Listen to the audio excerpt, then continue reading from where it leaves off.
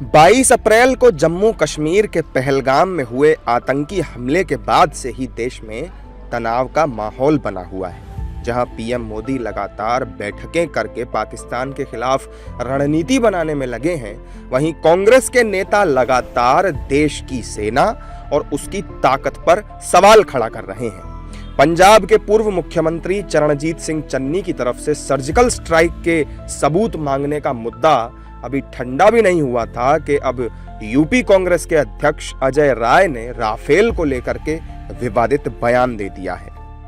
जब राफेल हिंदुस्तान के पास आया, जब रक्षा मंत्री जी गए थे तो उन्होंने नींबू मिर्चा बांधा था और नींबू मिर्चा सरकार ने बांधा है। मैं तो वही बता रहा हूँ, को याद दिला रहा हूँ कि नींबू मिर्चे कब हटेंगे और ये राफेल अपना कब काम करेगा, ये देश की जनता जानना चाहती है। अजय राय के इस बयान के बाद से ही बीजेपी लगातार कांग्रेस पर हमलावर है। बीजेपी प्रवक्ता शहजाद पूनावाला ने कांग्रेस पर हमला बोलते हुए कांग्रेस को एंटी नेशनल कांग्रेस तक कह दिया है। वहीं दूसरी तरफ बीजेपी के सांसद जगदंबिका पाल ने इस मामले पर कहा कि इस समय इस तरह की बात करना जले पर नमक छिड़कने जैसा है। कांग्रेस के नेता अजय राय, जो राहुल गांधी के बेहद करीबी है, उन्होंने रफाल का खिलौना नहीं बल्कि देश के सुरक्षा बलों के मनोबल के साथ खिलवाड़ किया है और अब उन्हीं के बयानों को, उन्हीं के इस कृत्य को पाकिस्तान हेडलाइंस में चलाकर भारत की सैन्य शक्ति का मजाक उड़ा रहा है।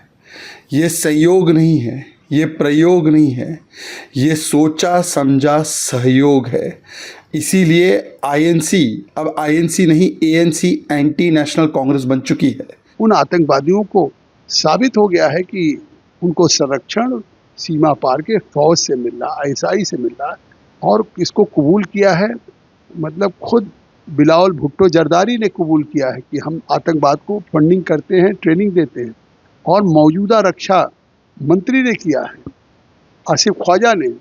तो जब सरकार ये मान रही कि हम 30 साल से गंदा काम कर रहे थे, तो अब उसके बाद उनका इस्तेमाल करके बेगुनाह लोगों को मारा गया है, तो उस समय इस राफेल को खिलौना कहना, नींबू मिर्चा लटकाना, ये जले पे नमक छिड़क रहे हैं। अगर पाकिस्तान में सर्वदलीय बैठक या सत्र बुलाया जा रहा है तो वहां कोई विपक्षी दल वहां की सेना या सरकार के खिलाफ नहीं बोल रहा है, न डायरेक्ट न इनडायरेक्ट, न प्रत्यक्ष न व्यंग, मगर यहां पर उन बयानों की झड़ी लगी हुई है। तो इसलिए यही मेरा साफ कहना है कि यह बात देश की जनता को समझने की जरूरत है और कांग्रेस पार्टी को अपने गिरेबान में झांकने की जरूरत है और इन चंद नेताओं को पाकिस्तानी सेना का चीयर लीडर बनने से बाज आना चाहिए। अजय राय के इस बयान पर जहां बीजेपी कांग्रेस पर जोरदार हमले कर रही है, वहीं कांग्रेस में भी उनके बयान को लेकर एक राय नजर नहीं आ रही। कांग्रेस के कुछ नेता जहां अजय राय के साथ खड़े नजर आ रहे हैं, तो वहीं कुछ नेता उन्हें नसीहत दे रहे हैं। अरे इसमें अपमान क्या हो गया, उसे इस्तेमाल कर लो ना, उसे इस्तेमाल करो। क्या उसे सजाने के लिए खड़ा किया है? उसे इस्तेमाल तो करो, पता तो चले उसके अंदर कुछ है भी। जो अजय राय जी ने कहा है बहुत हल्की बात है।